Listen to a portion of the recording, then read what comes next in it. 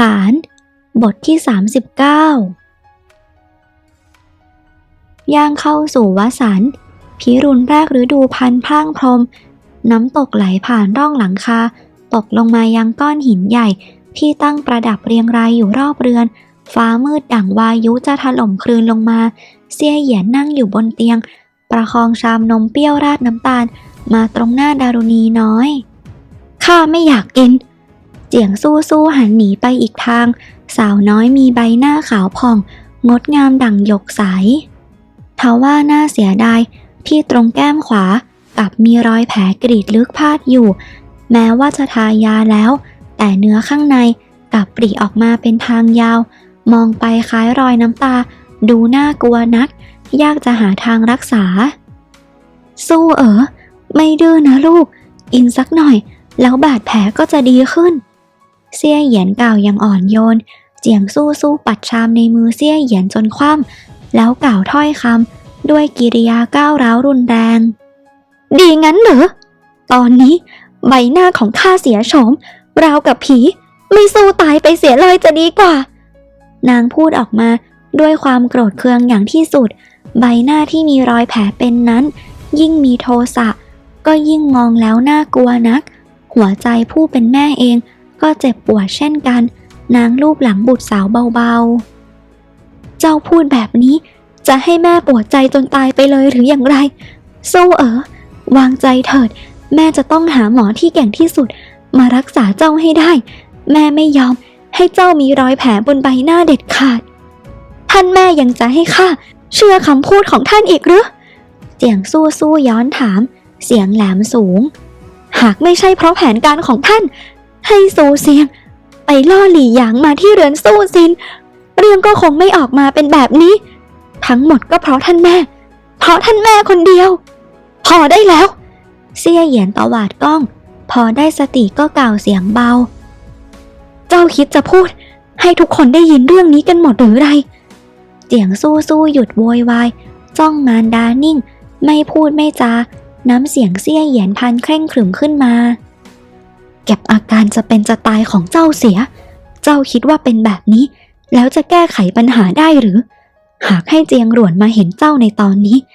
นางจะดีใจสักแค่ไหนถ้าพ่อเจ้าเห็นเจ้าในตอนนี้ก็มีแต่จะหมดหวังหากว่าเจ้าคิดจะแก้แค้นก็จงเก็บน้ำตาซะแล้วฟังข้าน้ำเสียงของนางดุดันเจียงสู้ตะลึงงันไปครู่หนึ่งแล้วจึงค่อยสงบลงได้ข้าจะทำอย่างไรต่อดีเซี่ยเหยียนเห็นเช่นนั้นรู้ว่าเจียงสู้ยอมฟังคำของนางจึงค่อยผ่อนคลายลงได้บ้างพี่ชายรองของเจ้ายามนี้เสียนิ้วก้อยไปเรื่องนี้เองก็ประหลาดนักเรื่องของหลี่หยางกับเจ้าก็ยิ่งทำให้ผู้คนประหลาดใจเสียยิ่งกว่าข้าว่าเรื่องนี้คงต้องเกี่ยวพันกับเจียงหลวนอย่างไม่ต้องสงสัยข้าเกลียดจนแทบจะถลกเนื้อเถือหนังเลาะกระดูกของมันออกมาเจียงสู้กัดฟันกรอดมันทำร้ายข้าให้ตกอับถึงเพียงนี้ข้าไม่ยอมตอนนี้แม่ได้เขียนจดหมายไปหาท่านตาของเจ้าแล้วหากท่านตาของเจ้ารู้ว่าเจ้ากับชาวตกอยู่ในสภาพเช่นนี้จะต้องโกรธเคืองอย่างที่สุดเป็นแน่เมื่อนั้นวันเวลาที่แสนสุขสบายของเจียงหลวนก็นับว่าสิ้นสุดลงแล้วเจียงสู้ดวงตาเป็นประกายท่านตาจะแก้แค้นให้กับข้าหรือเจ้าคะท่านแม่แน่นอนดังนั้นตอนนี้เจ้าต้องค่อยๆรักษาบาดแผล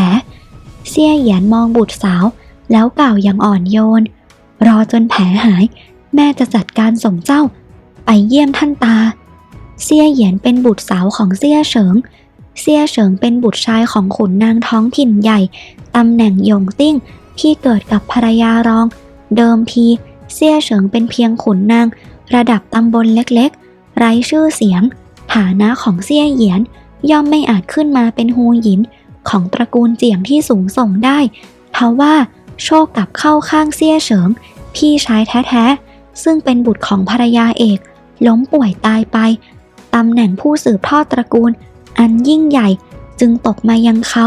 ซึ่งเกิดจากเมียรองในทันใดและทำให้ฐานะของเซี่ยเหยียนก็ขยับสูงขึ้นตามมาด้วย พูดกับเจียงสู้ๆอยู่ครู่หนึ่งจากนั้นเซี่ยเหยียนก็เดินเข้าไปยังอีกห้องพางเอ๋ยถามว่าเชาฟื้นแล้วหรือยังหลินหลางพางก้มหน้างุดคุณชายรองฟื้นขึ้นมาตอนเที่ยงวันแล้วเจ้าค่ะทว่าหลังจากตื่นขึ้นมาก็อาละวาดไล่ตะเพิดพวกสาวใช้ในห้องออกไปจนหมดไม่ยอมให้ใครดูแลเจ้าค่ะเซี่ยเหยียนสูดลมหายใจข้าจะไปดูเขาสักหน่อยสภาพอากาศอันแปรปรวนสายฝนเทกระหน่ำหนักหน่วงเช่นนี้ทว่าบรรยากาศของเรือนด่วนกลับสงบราบเรียบนักเจียงหลวนกำลังฝึกคัดอักษรอยู่บนโต๊ะโดยมีไปจื่อยืนอยู่อีกข้างหนึ่งคอยฝนหมึกให้คุณหนูสั่งให้เล่าจูออกไปเบิกตั๋วแลกเงินที่ฝากไว้กับโรงรับฝากเงินซื่อไห่ออกมาด้วยเหตุใดกันหรือเจ้าคะเหลียนเชี่ยวถามเจียงหลวนมองนางแวบหนึ่งสาวใช้ทั้งสองนี้แม้ว่าจะพักดีแต่นิสัยทั้งคู่ช่างเถนตรงเกินไปต่างจากเล่าจูที่ท่องไปในยุทธภพมาตั้งแต่เยาว์วัยผ่านหมู่บ้านและผู้คนมาหลากหลายต้องผ่านพบกับเรื่องเลวร้ายมามากมายจึงใช้งานได้สะดวกกว่าสองคนนี้นะพวกเจ้าดูสายฝนสิเจียงหลวนมองออกไปทางนอกหน้าต่างตอนนี้ฝนก็ยังคงกระหน่ำตกลงมาและไม่รู้ว่าจะหยุดลงเมื่อใดคุณหนูพูดเป็นเล่นไปจื่อกล่าวอย่างประหลาดใจก็เป็นเพียงฝนหนึ่งในฤดูวสันต์เท่านั้นไม่แน่ว่าพรุ่งนี้เช้าก็หยุดแล้วเจ้าค่ะข้ารู้สึกว่ามันจะไม่หยุดลงโดยง่ายเจียงหลวนสายศีรษะไปมาหญิงสาวจำได้ว่าในปีนี้ฝนตกหนักต่อเนื่องยาวนานถึง3 เดือนไม่หยุดเมล็ดพันธุ์ต่างๆไม่อาจปลูกลงดินเกิดอุทกภัยครั้งใหญ่บ้านเรือนของผู้คนตลอดจนไร่นาล้วนถูกน้ำซัดหายในเมืองหลวงมีผู้คนซัดเซพเนจรหนีภัยน้ำท่วมเป็นจำนวนมากนางจดจำเรื่องนี้ได้อย่างแม่นยำเพราะในปีนั้นตนเองถูกสั่งลดจำนวนอาหารลงจนแทบจะไม่มีอาหารตกถึงท้องห้องพักแม้ว่าจะไม่ถูกฝนซัดจนพังคลืนลงมาแต่ก็เปียกและอับชื้นมีวันหนึ่งที่ออกไปเดินเล่นยังเกือบจะถูกกระแสน้ำเชี่ยวพัดไปโชคดีที่บ่าวรับใช้ตัวใหญ่คนหนึ่งเห็นเข้าจึงได้ช่วยฉุดนางขึ้นมาดังนั้นจึงไม่มีวันลืมอุทกภัยในปีนี้ไปได้ตอนนั้นในเมืองหลวงมีพวกคนพเนจรไร้บ้านจำนวนมากเมื่อขาดแคลนอาหารก็พากันลักขโมยบรรดาชาวบ้านที่ยากจนก็แทบจะไม่มีอาหารติดบ้านเลยจึงพยายามรักษาข้าวสารกระสอบสุดท้ายด้วยชีวิตกันเลยทีเดียวกลุ่มคนพเนจรที่หัวใสจึงเปลี่ยนเป้าหมายมายังบรรดาตระกูลผู้ดีมีอันจะกินในเมืองหลวงแทนในคราวนั้นเจ้าอี้ลูกชายของเจ้าหยวนเจียซึ่งเป็นพี่ชายของเจ้าเหมยรับตำแหน่งทหารอารักขาเมืองหลวงนำกองกำลังเข้าสกัดกั้นทว่ากับถูกพวกพเนจรฆ่าตัดศีรษะอย่างน่าอนาถความหิวไม่ปราณีใครกาลียุคบังเกิดขึ้นและลุกลามไปทั่วทุกหย่อมหญ้าฮ่องเต้มีรับสั่งให้ตระกูลแม่ทัพทั้งหมดที่รายล้อมอยู่รอบเมืองหลวงนำเสบียงในคลังออกมาช่วยบรรเทาความอดอยากคลังอาหารในเสบียงของจวนแม่ทัพโดยเฉพาะกลุ่มแม่ทัพตระกูลเจ้าถูกใช้แจกจ่ายจนสิ้นทำให้ตระกูลเจ้าไร้ทรัพย์สมบัติสิ้นเนื้อประดาตัวก็เพราะเหตุการณ์ในครั้งนั้นเจียงหลวนรับรู้เรื่องนี้หลังจากที่เข้าวังหลวงขณะนั้นกำลังพูดคุยสัพเพเหระอยู่ก็มีคนกล่าวถึงเหตุการณ์นี้ขึ้นมาได้ยินว่าเพราะเซียนหลีเสนอความคิดให้กับฝ่าบาทออกปากว่าตระกูลแม่ทัพเจ้าร่ำรวยมั่งคั่งดั่งทองคำฝ่าบาทจึงออกคำสั่งเช่นนั้นเจียงหลวนเองก็เคยถามเรื่องนี้กับเซียนหลีคำตอบของเขากลับกลายเป็นว่าทำเพื่อไพร่ฟ้าบอกว่าทรัพย์สินเป็นเพียงสิ่งของนอกกายหากสามารถช่วยเหลือชีวิตปวงประชาได้ตระกูลเจ้าก็ควรจะเสียสละตอนนี้เมื่อไตร่ตรองทบทวนดูแล้วหลังจากเหตุการณ์อุทกภัยผ่านพ้นความน่าเชื่อถือของเซียนหลีในราชสำนักก็ดูจะเพิ่มสูงขึ้นตามไปด้วยท เพราะว่าตระกูลเจ้ากลับอ่อนแอลงบางทีนี่อาจเป็นแผนการหนึ่งขององค์ชาย8การตายของเจ้าอี้ก็ไม่น่าจะเกิดขึ้นง่ายดายถึงเพียงนั้นเจ้าอี้เป็นถึงทหารอารักขาของเมืองหลวงจะถูกพวกซัดเจพเนจรธรรมดาที่ไร้อาวุธฆ่าตัดหัวได้อย่างไรดวงตาของเจียงรวนทอประกายลึกลับแต่เดิมตนกับตระกูลเจ้าตัดขาดความสัมพันธ์สาเหตุก็เพราะเจ้าเหมยผู้เป็นมารดาแต่ตอนนี้หญิงสาวไม่คิดจะเห็นตระกูลเจ้าเป็นคนแปลกหน้าอีกต่อให้ฝนคราวนี้ตกไม่หยุดขึ้นมาจริงๆแล้วจะเกี่ยวกับการที่คุณหนูให้ถอนตั๋วแลกเงินอย่างไรหรือเจ้าคะไปจื่อยังไม่อาจเข้าใจได้ไม่ว่าอย่างไรเสียคุณหนูก็ควรจะต้องเก็บเงินพวกนี้ไว้ข้างกายหรือว่าตอนนี้คุณหนูคิดจะทำอันใดเจ้าคะข้าให้เล่าจูไปหาซื้อข้าวสารอาหารแห้งในเมืองหลวงมากักตุนไว้ทั้งหมดเจียงหลวนตอบคุณหนูเหรียญเชี่ยวเบิกตาโพงคุณหนูจะซื้ออาหารมากมายขนาดนั้นไว้ทำไมเจ้าคะกำลังจะเข้าฤดูวสันต์ธัญพืชกลุ่มใหม่ใกล้จะให้ผลผลิตผู้คนต่างรอซื้อของใหม่แต่ตอนนี้ก็ยังคงบริโภคของเก่าค้างปีไปพังๆธัญพืชเก่านี้หากดูราคาแล้วก็นับว่าไม่แพงนักเงินสัก 2-3 พันตำลึงก็สามารถซื้อหามาได้เกินครึ่งของทั้งหมดบรรดาเกษตรกรเองก็ยิ่งอยากขายระบายออกพวกเขากำลังขมวดคิ้วด้วยหวาดหวั่นว่าหากธัญพืชกลุ่มเก่าค้างปีมีมากมายจนขายไม่ออกแล้วมีธัญพืชกลุ่มใหม่ออกมาผลผลิตมาแต่ไม่มีที่เก็บก็จะต้องนำของเก่าออกมาทิ้งเป็นแน่พอมีคนมากว้านซื้อเช่นนี้จึงต่างยินดีเทขายเสียหมดข้าคิดว่าหากฝนตกไม่หยุดอาจเกิดอุทกภัยขึ้นได้อาหารพวกนี้ก็จะกลายเป็นของล้ำค่าเจียงหลวนกล่าวยิ้มคุณหนูไปจื่อขยับปากไปมาสุดท้ายก็มีได้พูดคำใดอีกขณะนั้นเองเล่าจูก็ผลักประตูเดินเข้ามาเมื่อเห็นเจียงหลวนก็แย้มยิ้มคุณหนูตอนนี้พวกที่สามารถหาได้ข้าก็กว้านซื้อเอาไว้ทั้งหมดแล้วเจ้าค่ะตอนนี้ของทั้งหมดเหล่านั้นกองอยู่ในคลังเสบียงของเราทางฝั่งปราจีนเจ้าค่ะหญิงสาวส่งกุญแจให้กับเจียงหลวนด้วยรอยยิ้มแล้วกล่าวต่อโชคดีที่ในช่วงเวลานี้ฝนตกหนักจึงไม่มีคนออกมาซื้อหาอาหารดังนั้นพวกข้าวสารและธัญพืชต่างๆเกินครึ่งในเมืองหลวงจึงตกมาเป็นของเราทั้งหมดเลยเจ้าค่ะเจ้าทำได้ดีมากเจียงหลวนกล่าวชมนางอีกครั้งแต่ว่าคุณหนูเจ้าคะเล่าจูทำท่าครุ่นคิดเมื่อครู่บ่าวเห็นฮูหยินหกเดินเล่นอยู่ตรงหน้าเรือนนางมีท่าทางเหมือนกำลังจะเดินเข้ามาหาคุณหนูแต่พอบ่าวถามขึ้นมาคำหนึ่งนางกลับตกใจเดินหนีไปแล้วเจ้าค่ะข้ารู้แล้วเจียงหลวนกล่าวในเมื่อเป็นเช่นนี้ข้าก็จะไปเยี่ยมท่านแม่หกสักครั้งก็แล้วกันหงอิงกำลังนั่งปักผ้าอยู่ในห้องอากาศยามนี้ขมุกขมัวไม่แจ่มใสจึงเพ่งมองเข็มและได้ในมือไม่ถนัดนักปักมานานค่อนวันก็รู้สึกว่าไม่น่าพอใจกำลังอารมณ์เสียก็ได้ยินเสียงบ่าวรับใช้ตะโกนขึ้นว่าฮูหยินเจ้าคะคุณหนูใหญ่มาเจ้าค่ะคุณหนูใหญ่นางขมวดคิ้วมุ่นคิดไม่ถึงว่าเจียงหลวนจะมาหาถึงที่ในห้องนี้นอกจากเจียงเฉวียนแล้วก็ยังไม่เคยมีผู้ใดมาเยือนหงอิงยืนขึ้นเป็นจังหวะเดียวกับที่เจียงหลวนเดินเข้ามาพอดีพอเห็นนางก็ยิ้มแย้มทักทายท่านแม่หกที่แท้ก็กำลังปักผ้าฝีเข็มของท่านงามนักหงอิงมองตามสายตาของเจียงหลวนไปยังผ้าที่ปักค้างอยู่บนโต๊ะ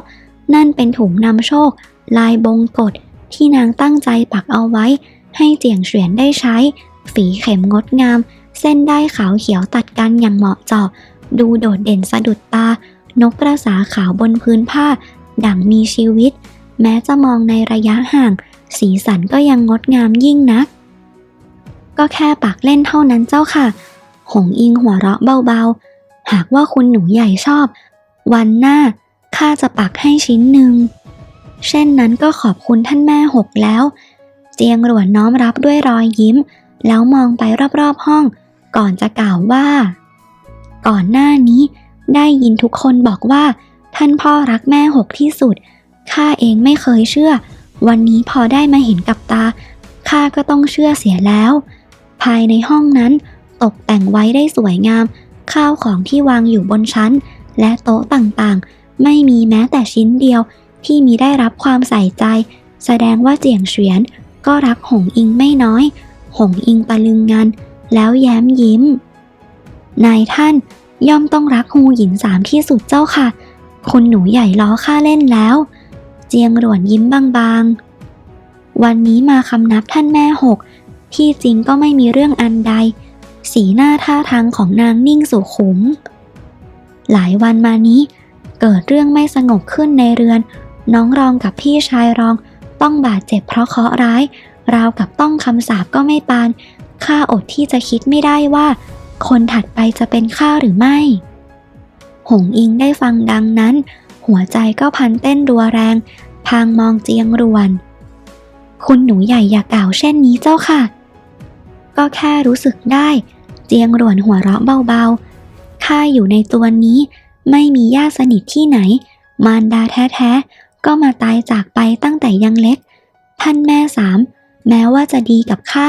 แต่ก็มีน้องรองและพี่ชายรองให้ต้องเอาใจใส่อีก2 คนน้ำเสียงของนางกดต่ำลงมีคำพูดบางอย่างข้าคงสามารถพูดกับท่านได้เพียงคนเดียวหากว่าท่านแม่หกอยู่ในตัวนี้แล้วได้เป็นฮูหยินที่มีอำนาจสูงสุดจะดีสักเพียงใดหนอคนที่มีเมตตาอย่างท่านแม่หกจะต้องปกป้องคุ้มครองด่วนอย่างแน่นอนส่วนด่วนก็จะต้องแทนคุณท่านแม่หกเต็มที่ช่วยให้ตระกูลเจียงของเราสงบราบรื่นและรุ่งเรืองสืบไปหงอิงขยับริมฝีปากไปมาด้วยหัวใจอันเต้นแรงอย่างที่สุดนางมองไปยังเจียงหลวนอย่างพินิจพิจารณาดวงตาคู่นั้นยังคงมีรอยยิ้มสีหน้าราวกับบุปผากลางหิมะมองไม่ออกถึงความคิดที่แท้จริงหงอิงเองมีชาติกำเนิดมาจากหอนางลมคนประเภทต่างๆก็ได้เห็นมาแล้วหลากหลายแต่ตอนนี้กลับไม่สามารถคาดเดาความหมายที่แท้จริงของหญิงสาวตรงหน้าได้เลยคุณหนูรู้สึกจริงๆหรือเจ้าคะว่าบ่าวซึ่งมีฐานะเช่นนี้จะสามารถขึ้นเป็นใหญ่เหนือฮูหยินคนอื่นๆของจวนได้นางได้ยินเสียงตัวเองที่เปล่งออกมานั้นสั่นสะท้านเจียงหลวนหัวเราะเบาๆประคองถ้วยชาขึ้นมาแล้วก็จิบช้าๆเหตุใดจะไม่ได้เล่าหงอิงมองนางพันก็ทอประกายรอยยิ้มสดใสออกมาคุณหนูใหญ่ยกย่องสนับสนุนเช่นนี้ข้าไม่รู้ว่าจะทำอย่างไรดีที่จริงวันนี้หากคุณหนูใหญ่ไม่มาหาข้าเองก็คิดจะไปเยี่ยมเยือนคุณหนูใหญ่อยู่แล้วเจ้าค่ะเจียงหลวนอมยิ้มบางๆแล้วมองอีกฝ่ายหงอิงกล่าวต่อวานนี้ข้าได้คุยกับนายท่านพูดถึงเรื่องพ่อลูกของตระกูลหลี่คุณชายใหญ่ตระกูลหลี่ตอนนี้กำลังย่ำแย่ดูท่าทางอามาตย์หลี่ผู้เป็นบิดาจะไม่ปล่อยคุณหนูรองไปแน่นายท่านไม่คิดจะแตกหักกับอามาตย์หลี่จึงคิดที่จะส่งคุณหนูใหญ่เป็นตัวแทนคุณหนูรองแต่งเข้าตระกูลหลี่พูดจบประโยคนี้ก็มองดูสีหน้าของเจียงหลวนก็เห็นว่าสีหน้าของหญิงสาวไม่เปลี่ยนแปลงไปแม้แต่น้อยมุมปากก็ยังคงยิ้มแย้มอยู่อย่างนั้นราวกับกำลังสวมหน้ากากอันงดงามเจียงหลวนค่อยๆทอดถอนใจความรักที่ท่านพ่อมีต่อน้องรองทำให้ข้าอิจฉานักหงอิงเห็นดังนั้นก็เอ่ยว่าในใจข้าเองก็ให้ร้อนรนนักเห็นได้ชัดว่าเป็นเรื่องที่คุณหนูรองสร้างไว้ทั้งนั้นแล้วจะให้คุณหนูใหญ่มารับกรรมแทนได้อย่างไรอีกทั้งตอนนี้คุณชายใหญ่ตระกูลหลี่นั่นก็ถือว่าเป็นคนพิการไปแล้วหากว่าคุณหนูใหญ่แต่งให้จะต้องทนทุกข์ไปชั่วชีวิตเจียงหลวนเงียบอยู่นานแล้วจึงหันไปย้มยิ้มกับหงอิงขอบคุณท่านแม่หกที่ยอมบอกเรื่องนี้กับข้าแต่ว่าในเมื่อเป็นการตัดสินใจของท่านพ่อ ข้าเองก็คงยากจะหลบเลี่ยงหากว่าท่านพ่อตัดสินใจแน่นอนแล้วหลวนผู้เป็นบุตรสาวคนโตของตระกูลก็คงทำได้แต่เพียงน้อมรับเท่านั้นหงอิงตะลึงงันคุณหนูใหญ่จะยอมแต่งออกไปจริงๆหรือเจ้าคะข้ายอมในเมื่อเป็นคำสั่งของท่านพ่อแต่ไม่รู้ว่าใต้เท้าหลี่จะยอมหรือไม่เจียงหลวนหัวเราะเบาๆแล้วยืนขึ้นตอนนี้ก็สายมากแล้วข้าควรจะกลับเสียทีกล่าวจบ